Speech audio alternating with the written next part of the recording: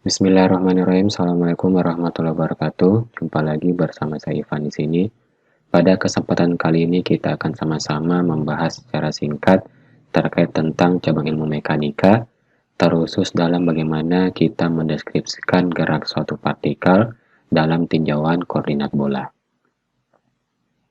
Jadi pada gambar di samping ini merupakan ilustrasi dari sebuah koordinat bola ya. Jadi terlihat bahwa pada koordinat bola itu terdiri atas 3 besaran umum. Yang pertama itu adalah R, lalu ada sudut psi yang dimana sudut yang terbentuk pada bidang XY, lalu ada sudut theta. Kenapa dikatakan sebagai koordinat bola? Hal ini dikarenakan apabila kita melakukan pergerakan terhadap partikel hijau ini, misalnya R-nya tetap, kemudian θ-nya kita putar, lalu psi-nya juga kita putar, maka secara tidak langsung dia akan membentuk suatu lintasan berupa bola. Adapun langkah pertama yang harus kita ketahui terkait tentang koordinat bola ini, kita harus menyetarakan komponen-komponen partikel tersebut untuk setiap sumbu X, Y, ataupun sumbu Z. Tapi sebelum itu, pada koordinat bola terdapat 3 buah vektor satuan, berbeda dengan koordinat kartesian itu dia memiliki vektor satuan I topi, J topi, dan K topi, tetapi untuk koordinat bola dia memiliki vektor satuan R topi, yang dimana arahnya itu sejajar dengan arah R, kemudian ada θ topi yang menyatakan perputaran dari partikel tersebut, dan ada juga psi topi yang menyatakan perputaran partikel tersebut pada bidang XY.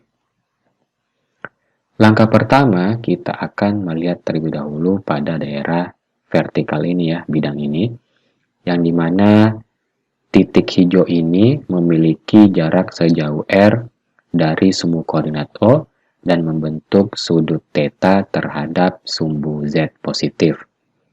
Berdasarkan trigonometri sederhana, maka dapat kita lihat bahwa sumbu Z positif ini memiliki nilai R cos θ, sedangkan untuk garis yang ini memiliki nilai R sin θ. Terlihat bahwa bidang miring pada bidang XY ini dia sejajar dengan dengan garis yang berada di atas ini R sin θ. Oleh karena itu, nilai dari sisi miring pada bidang XY ini juga dia bernilai R sin θ. Kemudian, apabila kita meninjau bidang XY, ya, maka dengan menggunakan aturan trigonometri sederhana, kita dapat melihat bahwa ternyata komponen pada arah sumbu X itu tak lain merupakan R sin θ dikalikan dengan cos psi, sedangkan komponen pada arah sumbu Y itu yakni nilainya R sin θ dikalikan dengan sin psi. Oleh karena itu, kita dapat menulis secara lebih singkat komponen-komponen sumbu X, Y, dan Z pada koordinat bola ini adalah sebagai berikut. Untuk sumbu X itu, dia memiliki nilai R sin θ cos psi. Kemudian pada sumbu Y itu, dia memiliki nilai Y sama dengan R sin θ sin psi. Sedangkan untuk sumbu Z itu, dia memiliki nilai R cos θ. Kemudian, R ini tak lain merupakan akar dari X kuadrat tambah Y kuadrat ditambah dengan Z kuadrat.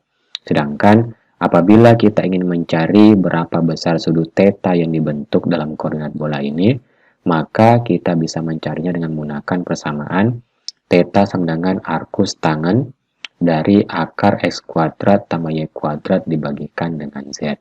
Sedangkan untuk mencari berapa besar sudut psi, dapat kita temukan dengan persamaan psi sama dengan arcus tangen Y dibagi dengan X.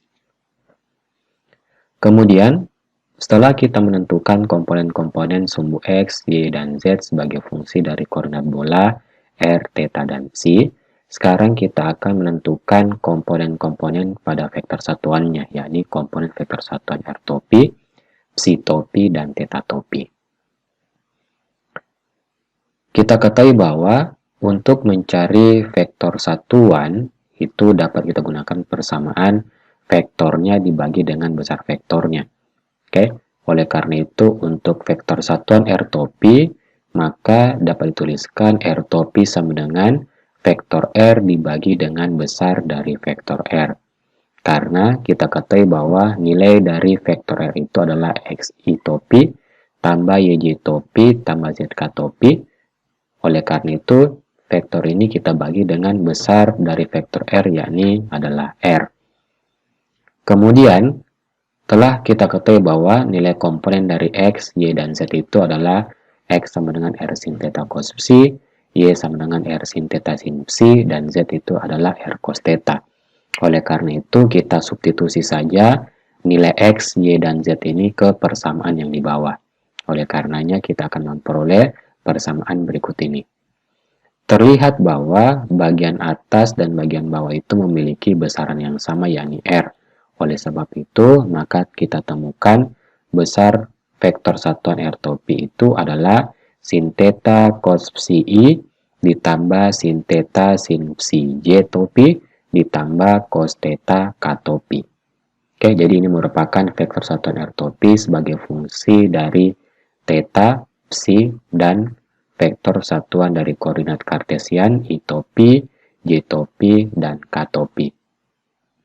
Kemudian dengan cara yang sama, maka kita bisa menentukan vektor satuan dari theta topi, yakni cos theta cos psi I topi ditambah cos theta sin psi J topi dikurang dengan sin theta K topi.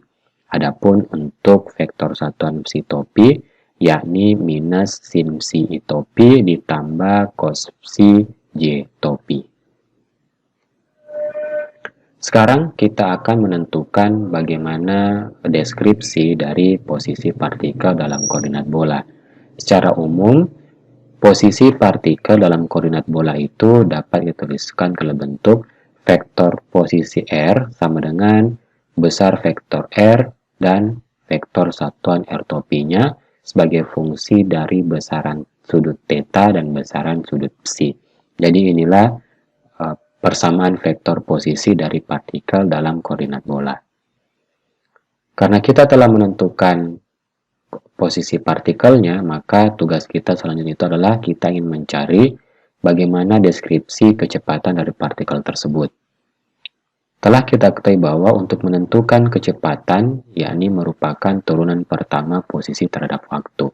Oleh sebab itu, vektor kecepatan partikel itu telah merupakan turunan pertama dari vektor posisi R terhadap waktu. Karena kita telah mengetahui vektor posisi R-nya, yakni telah merupakan R topi. Oleh karena itu, besar vektor satuannya itu telah merupakan turunan dari R topi terhadap waktu. Di sini kita menggunakan aturan rantai ya. Oleh karenanya, kita akan peroleh nanti bahwa persamaan komponen kecepatan partikel dalam koordinat bola dapat dituliskan dalam bentuk R dot R topi ditambah R dikali dengan R topi dot. Di sini titik dot ini menyatakan turunan terhadap waktu. Berarti secara matematis dapat dituliskan vektor kecepatan V selain merupakan dr dt dikali R topi ditambah R dikali dr topi dt. Di sini kita harus mencari terlebih dahulu berapa besar dari komponen R topi dot. Oleh karena itu, kita mencari dulu berapa nilai dari R topi dot ini, yakni dengan cara menurunkan vektor satuan R topi terhadap waktu. Karena kita ketahui bahwa nilai dari R topi itu adalah sin theta cos psi I ditambah sin theta sin psi J topi ditambah cos theta K topi, maka nilai-nilai ini, suku-suku ini kita turunkan terhadap waktu. Dengan menggunakan prinsip aturan rantai, maka akan kita peroleh hasil berikut ini. Berarti kita turunkan dulu sin theta-nya, dan ini kita buat tetap. Karena theta juga merupakan variabel, berarti ada turunan rantai di sini. Oleh sebab itu kita peroleh turunan dari theta, yakni theta dot, dikali dengan turunan dari sin theta, yakni cos theta, dikali dengan cos psi. Nah, jadi cos psi-nya yang tetap. Selanjutnya, kita ganti. kita turunkan cos psi-nya, tetapi nilai sin tetanya tetap. Oleh karena itu kita peroleh sin teta, turunan dari psi itu adalah psi dot, turunan dari cos psi itu adalah minus sin psi.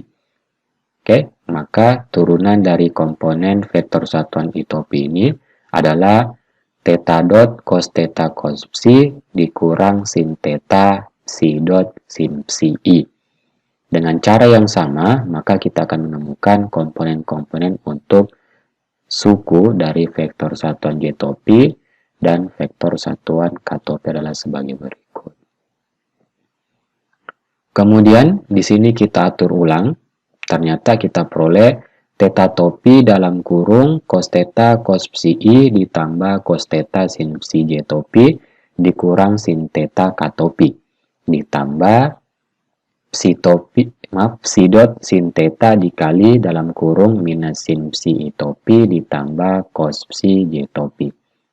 Karena kita ketahui bahwa nilai dari dalam kurung ini tak lain merupakan theta topi dan nilai dari dalam kurung ini tak merupakan psi topi. Oleh karena itu, besar dari R topi dot dapat kita sederhanakan menjadi theta dot theta topi ditambah psi dot sin theta psi topi. Karena kita telah menemukan besaran dari R topi dot, maka langsung saja kita substitusikan pada persamaan kecepatan yang di atas. Oleh karena itu kita peroleh besar vektor kecepatan v, suatu partikel yang bergerak dalam koordinat bola itu dapat dituliskan dalam bentuk R dot R topi ditambah R theta dot theta topi ditambah R psi dot sin theta psi topi. Berdasarkan hal ini, maka komponen kecepatan partikel yang bergerak dalam koordinat bola dapat kita bagi menjadi 3 bagian, yakni ada kecepatan dalam arah sumbu R, yakni nilainya adalah R dot yang telah merupakan dr dt, lalu ada komponen kecepatan partikel pada komponen theta, yakni nilainya R theta dot atau R d theta dt. Kemudian ada komponen kecepatan partikel yang bergerak dalam koordinat bola sebagai komponen dari psi, yakni R psi dot sin theta. Kemudian bagaimana cara untuk menentukan komponen percepatan partikel? Caranya sama kayak menentukan kecepatan. Berarti kita cari dulu turunan kecepatan terhadap waktu, ya. Maka akan kita peroleh hasil sebagai berikut ini. Dengan menggunakan aturan rantai yang sama kita gunakan pada cara menentukan komponen dari vektor kecepatan v, maka akan kita peroleh hasil sebagai berikut ini. Oke, lebih lanjut, di sini kita harus mencari nilai dari theta topi dot dan psi topi dot yang kalian merupakan turunan dari vektor satuan theta topi terhadap waktu dan turunan dari psi topi terhadap waktu. Sama seperti dengan cara menemukan nilai dari R topi dot ya. Jadi vektor satuan R topi kita diferensiasikan terhadap waktu. Kemudian apabila kita telah memperoleh nilai turunan dari theta topi dan psi topi, kemudian kita sederhanakan, maka kita akan peroleh komponen percepatan partikel yang bergerak dalam koordinat bola itu untuk komponen R, yakni R double dot kurang R theta topi kuadrat, theta dot kuadrat dikurang R psi dot kuadrat sin kuadrat theta. Kemudian komponen percepatan partikel pada komponen theta yakni 2 R dot theta dot kurang R theta double dot dikurang R psi dot kuadrat sin theta cos theta. Sedangkan komponen percepatan partikel pada arah untuk sumbu psi yakni 2 R dot psi dot sin theta ditambah 2R theta dot psi dot cos theta ditambah R psi double dot sin theta.